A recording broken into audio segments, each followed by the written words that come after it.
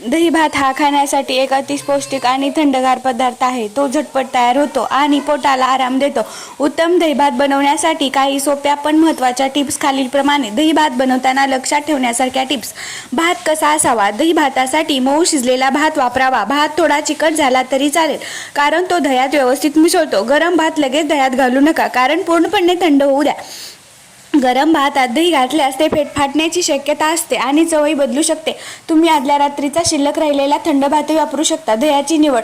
ताजं आणि जास्त आंबट नसलेलं दही वापरा. खूप आंबट दही भाताची चव बिघडवू शकतं. दही वापरण्यापूर्वी ते चांगले फेटून घ्या, त्यामुळे दह्यात गुठळा राहत नाहीत आणि ते भातामध्ये एक समान मिसळते. दही जर खूप घट्ट असेल तर त्यात थोडे दूध किंवा पाणी घालून कन्सिस्टन्सी ॲडजस्ट करा. यामुळे दही भात कोरडा होत नाही. काही जण दूध आणि दही दोन्ही वापरतात, ज्यामुळे दही भात अधिक क्रीमी आणि चवदार होतो. फोडणीची तयारी. दही भाताची फोडणी खूप महत्त्वाची असते. फोडणीसाठी तेल किंवा तूप वापरू शकता. तुपाने चव अधिक चांगली येते. फोडणीत मोहरी, जिरे, उडीद डाळ, चणा डाळ वापरा. उडीद आणि चणा डाळ सोनेरी होईपर्यंत परतून घ्या, यामुळे क्रंचीनेस येतो. कढीपत्ता, हिरवी मिरची, बारीक चिरलेली आले, हिंग फोडणीत घाला. यामुळे दही भाताला एक छान सुगंध आणि चव येते. काही जण फोडणीत सुक्या लाल मिरच्या देखील घालतात, ज्यामुळे रंग आणि चवीला वेगळेपण येते. फोडणी तयार झाल्यावर ती थंड करून मग भात आणि दह्याच्या मिश्रणात घाला. मीठ आणि इतर घटक मीठ चवीनुसार घाला. भात शिजताना थोडे मीठ घातले तरी चालेल, नंतर कमी घाला.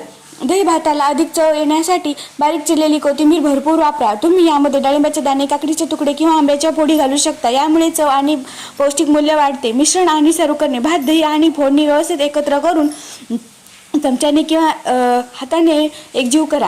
दही भात बनवल्यानंतर लगेच खाणे उत्तम. जर तो जास्त वेळ ठेवणार असाल तर थोडं दूध घालून ठेवा, जेणेकरून तो कोरडा होणार नाही आणि त्यांची कन्सिस्टन्सी टिकून राहील. दही भात थंडगार सर्व केल्यास तो अधिक चवदार लागतो. उन्हाळ्यात हा एक उत्तम आणि आरोग्यदायी पर्याय आहे. या टिप्स वापरून तुम्ही एक स्वादिष्ट आणि परिपूर्ण दही भात बनवू शकता. Thank you so much.